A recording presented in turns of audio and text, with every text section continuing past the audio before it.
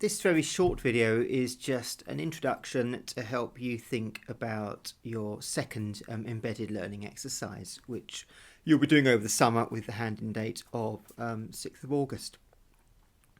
The title of the embedded exercise is "In the light of what you have learnt on this module, think about mission and worship in your church. Where do you see Christian beliefs about God and God's purposes being worked out in the life of the worshipping community?" You may choose to focus on any aspects of the course that has been covered. This isn't an academic exercise, so David and I aren't expecting long and erudite treatises on the Trinity or early church Christology or things like that. That isn't the point of it at all. The point of it is for you to think about some of the fairly abstract doctrines that we've been looking at and make them concrete in the life of your local church. And you may have noticed that in the breakout groups and the questions that you've been given, there's usually one question which asks you to think, well, what does this look like in practice? What does this mean for worship in my church, for baptism preparation or whatever? So hopefully that's already started getting you thinking about how what seems old church debates about the nature of Christ or the Trinity and things like that actually have real meaning and resonance in the worshipping life of our church today. So how might you go about preparing and thinking about this assignment? Well, we've looked at in the course so far Christology, the person of Jesus Christ, the Trinity, the Holy Spirit, the atonement, and we're going to be looking briefly at the sacraments. It's the future hope, eschatology, to give it its long name, and the church, what it is globally and locally. So there's quite a wide range of different subjects there.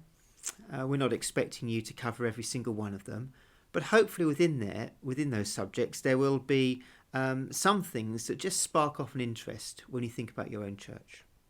So the focus of the essay is on the embedded learning exercise is on mission and worship. Now, mission can mean many things. It can mean evangelism, it can mean running alpha courses, it can also mean community outreach, street pastors, food bank, food cycle, so forth. It can mean caring for the environment. It can mean baptisms and funerals, the occasional offices. It can mean an emphasis on world mission and how the local church works with the world mission. And as you think about those areas that your church is involved with, you might want to be asking yourself questions such as, when we talk about Jesus in our mission, perhaps on an alpha course, do we focus on Jesus primarily as a wonderful human, someone like us, or as God, someone who does remarkable, amazing things and is the Son of God? Or are we balanced in the way we think about it? And what difference does it make for our mission if we think one thing or the other? You might want to think, well, what emphasis is there on the Holy Spirit or the Trinity in some of our missional activities? Is mission hope orientated when we look at what we're doing? Are we doing it because actually we have the hope of the future, of the new creation? Is that part of why we're doing mission? And is this ever taught on in church? What's the rationale for mission? In your church, is there a big vision behind it? Or is it essentially we just need to get more people in order to pay the common fund and fix the roof? And then when it comes to worship, what is the focal point of worship?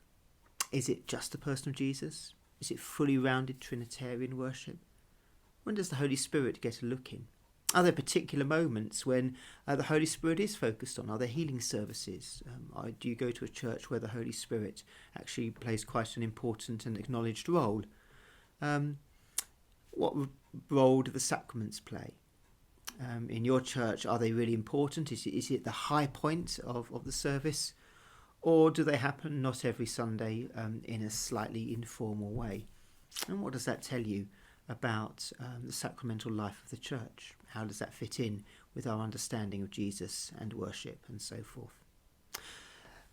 So I hope that gives you some help, lots to think on. Don't be too academic. Bring in what you've learnt, try and apply it, and be as original or daring as you want to be. And I look forward very much to seeing what you come up with.